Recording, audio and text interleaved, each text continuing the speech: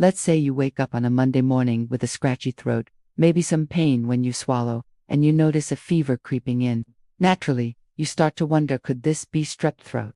And, if so, does that mean you're now a walking health hazard, ready to spread germs to everyone you encounter? To answer this, let's start with the basics. What is strep throat, and how does it differ from your average sore throat? Strep throat is an infection caused by a specific type of bacteria called Streptococcus pyogenes, also known as Group A Streptococcus.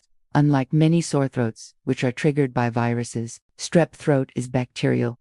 This distinction becomes important when we talk about how easily it spreads and what you can do about it. Now, to get right to the point, yes, strep throat is contagious.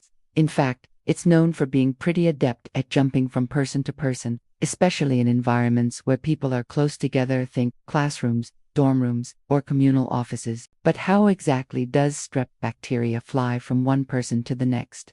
The main route is through respiratory droplets. When someone with strep throat coughs, sneezes, or even talks, tiny droplets containing the bacteria escape into the air.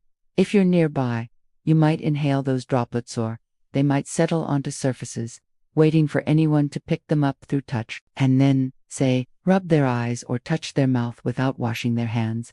Let's make this concrete. Imagine your roommate, Alex, has strep throat and accidentally sneezes without covering their mouth. The strep bacteria can hang in the air for a short time, or land on the doorknob or the remote. You touch the doorknob, then later eat a snack without washing your hands. That's a straightforward path for the bacteria to move from Alex to you, but symptoms don't appear instantly.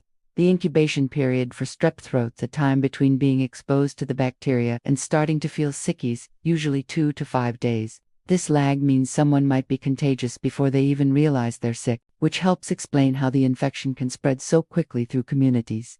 Let's talk about contagiousness timeline. Without treatment, people with strep throat can remain infectious for several weeks, even if their symptoms start to fade. However, there's some good news. Once you start taking prescribed antibiotics, you're usually no longer contagious within about 24 hours. That's why doctors often recommend staying home for at least a day after starting antibiotics, to avoid spreading the germs to others.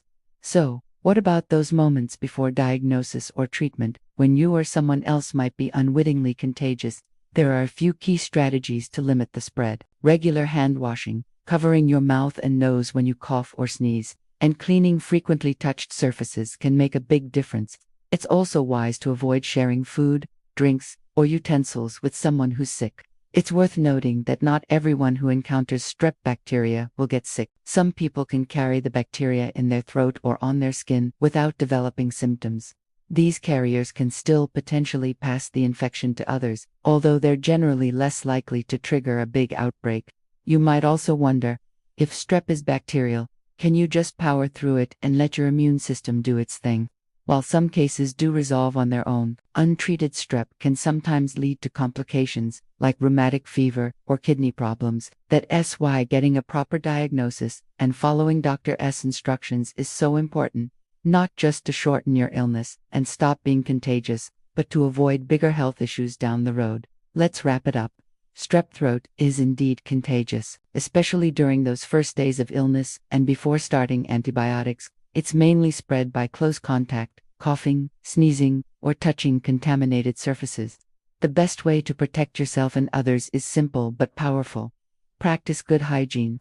Don't share personal items, and if you suspect you have strep, see a healthcare provider. In the end, responding quickly and responsibly to a sore throat can make a real difference, not just for your own recovery, but for the health of everyone around you. So next time you hear that telltale cough, or feel a sudden pain when swallowing, remember, a little caution can go a long way.